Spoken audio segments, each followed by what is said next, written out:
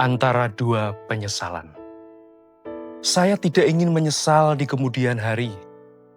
Saya akan melakukan sesuatu yang menenangkan batin saya, selagi saya sanggup melakukannya.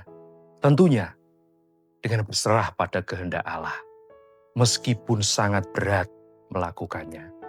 Sahabat Ais, itulah kira-kira jawaban yang saya berikan saat orang-orang bertanya tentang keputusan saya belajar teologi dan melayani jemaat Tuhan. Karena sebelumnya, saya sudah bekerja di tempat yang baik dan nyaman. Kita tidak ingin menyesal di kemudian hari. Bagaimana bila penyesalan datang? Apakah penyesalan kita seperti penyesalan Simon Petrus? Ataukah seperti penyesalan Yudas Iskariot yang tercatat di Matius 26 ayat 69 hingga Matius 27 ayat 10? Petrus dan Yudas, dua murid Yesus, setelah persidangan Yesus di hadapan mahkamah agama, dan Yesus sedang diserahkan di hadapan Pilatus. Keduanya menyesal setelah bersalah terhadap Yesus, namun keduanya berbeda sikap setelah penyesalan dialami. Sahabat Ais, Petrus setelah menyangkal Yesus menyesal lalu bertobat.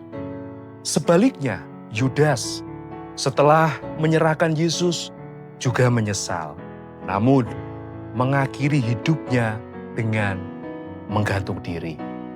Penyesalan Petrus membawa pertobatan. Sebaliknya, penyesalan Yudas membawa keputusasaan. Mengapa penyesalan Petrus membawa pertobatan, sedangkan penyesalan Yudas membawa keputusasaan? Sahabat Ais, Petrus menurut Matius 26 ayat 75 mengingat akan apa yang dikatakan Yesus kepadanya dalam penyesalannya. Lalu Petrus menangis dengan sedih. Sedangkan Yudas menurut Matius 27 ayat 3 hingga 5 mendatangi imam-imam kepala dan tua-tua dalam penyesalannya. Lalu Yudas menggantung diri. Sahabat Ais, ingatan terhadap perkataan Yesus, bukan ingatan terhadap manusia, mampu menggerakkan penyesalan yang membuahkan pertobatan.